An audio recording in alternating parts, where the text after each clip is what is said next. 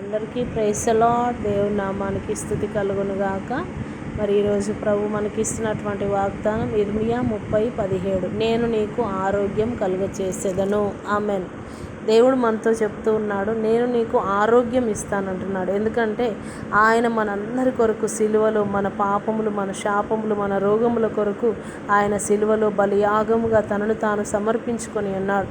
So కాబట్టి ఈరోజు హిజ్కియా ఆయుష్ను పెంచిన ఆ దేవుడే, మరి మరణించిన లాజరును జీవముతో లేపిన ఆ దేవుడు, 18 సంవత్సరాలు రక్తస్రావముతో ఉన్న ఆ స్త్రీని బాగు చేసిన దేవుడు, 38 సంవత్సరాల నుంచి బెతెస్దా కోనేటి యొద్ద ఉన్న ఆ బిడ్డను బాగు చేసిన ఆ దేవుడే ఈరోజు చెప్తూ ఉన్నాడు, నేను నీకు ఆరోగ్యం కలుగచేసేదను. మరి ఒకవేళ నీవు అనారోగ్య పరిస్థితులలో ఉండి మరి నీకు డాక్టర్లు చెప్పారేమో ఇక నీకు కష్టమేనమ్మా, నీకు ఉన్నటువంటి రోగానికి ట్రీట్మెంట్ లేదు అని ఒకవేళ డాక్టర్స్ చెప్తే గనక ఈరోజు దేవుడు చెప్తున్నాడు, నేను నీకు ఆరోగ్యం కలుగచేసేదను అని. కాబట్టి ఈ వాగ్దానం మనందరి జీవితంలో నెరవేర్చమని ప్రార్థన చేసుకుందాం. స్తోత్రము నాయన, పరిశుద్ధమైన తండ్రి, నీకు వందనాలయ్యా. నీకు అసాధ్యమైంది ఏది లేదు కనుక నాయన, మరణించిన లాజరును జీవంతో లేపినట్లుగా ఈరోజు అనారోగ్యంతో ఉన్న ప్రతి బిడ్డను ముట్టి బాగు చేయండి అయ్యా.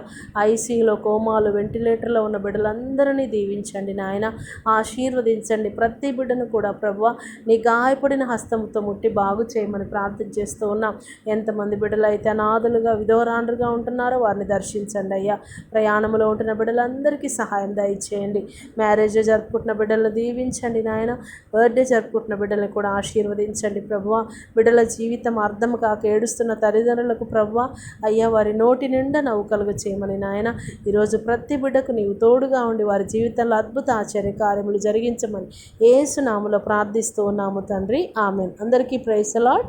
మరి ఈ వాక్యాన్ని అందరూ కూడా వినండి, లైక్ చేయండి, షేర్ చేయండి, కామెంట్ చేయండి. ఇంకా మీకు ప్రార్థన అవసరతలు ఉంటే కనుక దయచేసి మాకు పంపించండి. మీ అందరి కొరకు మేము ప్రార్థన చేస్తూ ఉన్నాం. మరి మీ అందరు కూడా మరి మా యొక్క ఛానల్ని సబ్స్క్రైబ్ చేసుకోండి. ఎందుకంటే రోజు దేవుని యొక్క వాగ్దానాలు ఇంకా ఇంకా మంచి మంచి మీకు ఏదైతే కావాలో, అది ఏదైతే అవసరత ఉన్నదో వాటన్నిటిని కూడా మాకు పెట్టండి.